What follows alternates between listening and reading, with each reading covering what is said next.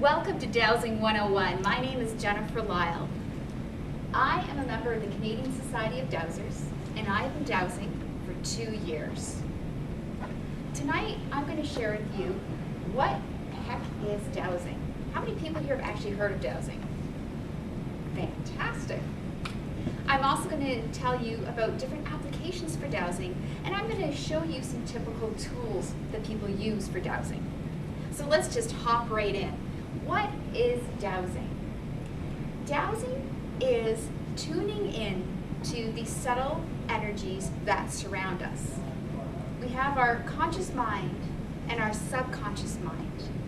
And in our subconscious mind, we can actually achieve and delve into more answers than we realize. It's like our intuition, our gut feeling. And we can actually get more information from that than we realize. Dowsing has been around for thousands of years. It's even mentioned in the Bible.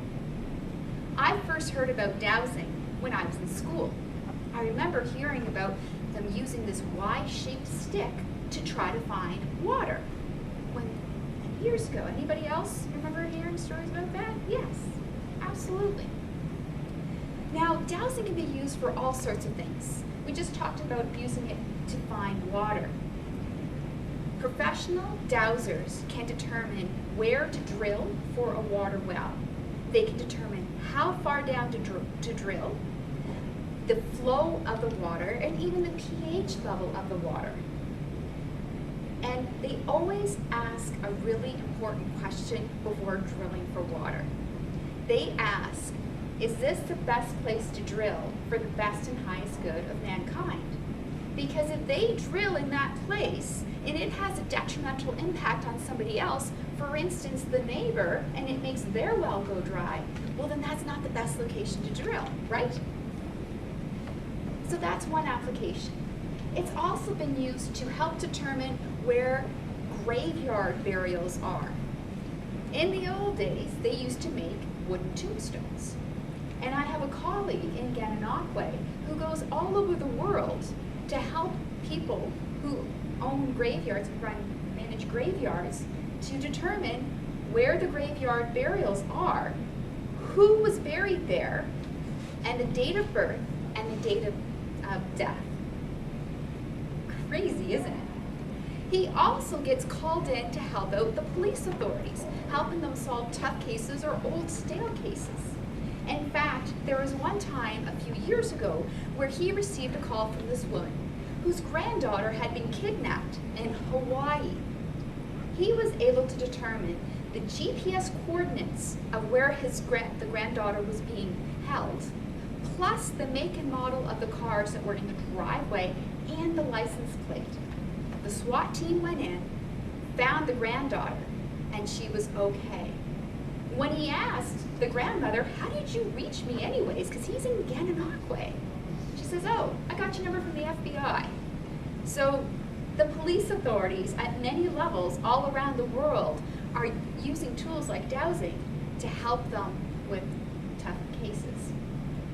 Now I'm going to show you a few different tools that you can dowse with. These are L-rods. These are just little mini ones. And I don't know if you can tell from where you are, but they are essentially coat hanger wire that have been shaped into an L with a little piece of copper tube to allow it to flow freely. Now I have to confess that this is not my preferred choice of dowsing tools. But as you can imagine, if you are looking for something on a property like where to drill for water, that you would be able to use this tool to help point. So I can ask a question of where is the ladies' room? And you can see that it is pointing to the left, which is where the ladies' room is located outside of this room. I'm not doing anything other than holding the tubes. This tool is called a bobber. It's handmade by a colleague of mine who's a professional dowser. It's a wooden dowel, and this is a copper wire that's been wound around to give it some bounce so it can sort of sense vibration a little more. And it has a little jewel, a plastic bead, at the end to kind of give something to bounce for. Now, how you would use this tool is a common questions you would ask for dowsing, or the standard basic question you would ask for dowsing is a yes or no question. So you can say, please show me yes. And I don't know if you can see it from where you are, but it's actually going into a clockwise circle. Thank you. Now please show me no. And it is now going in a counterclockwise circle.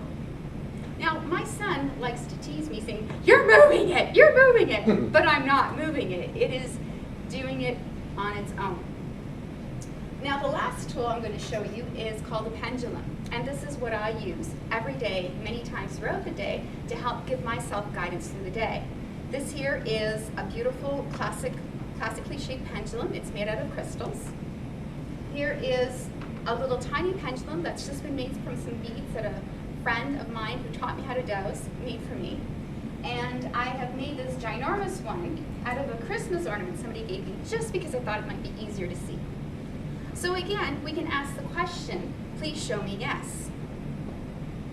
So again, it is going in a clockwise circle for a yes response. Thank you. Please show me no. And it's going in a counterclockwise circle for a no response. Now, two other questions are very helpful for as you get started with this is yes but, no but. So please show me yes but. So yes but is going up to the right, like on the X. So if you imagine an X-axis, going up to the right is a yes but, thank you. Please show me no but. So the no but is going up to the left. Now this comes in really handy because, as you can imagine, asking yes and no questions is kind of like a game from when you were a child. When you're trying to guess what the other person is thinking, you can only get a yes or no response. Having the options of yes but, no but helps you to know how to properly structure your question to get it focused and get a more accurate answer. So for instance, I use crystals in my healing processes. And there was one time I was preparing for a session and I picked up a rose quartz crystal. And I asked, do I need to use this in my session today? And I got a yes but. And it was that I needed rose quartz, but it wasn't that stone. It wasn't the little one that I needed, it was a large one that I needed. So that's an example of how the yes but and no but can become helpful. Now, dowsing is a bit of an art. I can tell you it's not 100% accurate. I guess that I'm probably about 70% accurate. As I said, I've been dowsing for 2 years. The trick to get your accuracy up is to actually remain neutral, so not be attached to the outcome. If you're curious about dowsing, I'd be happy to show you how to do it, and I would just really encourage you to just get started, dowse every day, and just ask for advice on things you'd be just guessing on. You know, maybe you're going to a meeting and you haven't heard the traffic report, or it's the middle of the day, so traffic should be fine, and you want to get guidance. Should I take the 401 or the QEW? Or, you know, do I wear the blue tie today or the red tie today? You know, which one's going to be good? And then you listen and they say to wear the red tie, and then like 5 people compliment you on that tie. It's like, all right, so I got noticed today. So I hope I've given you some insightful information on dowsing. I hope you'll give it a try. And if you have any questions, let me know. Thank you.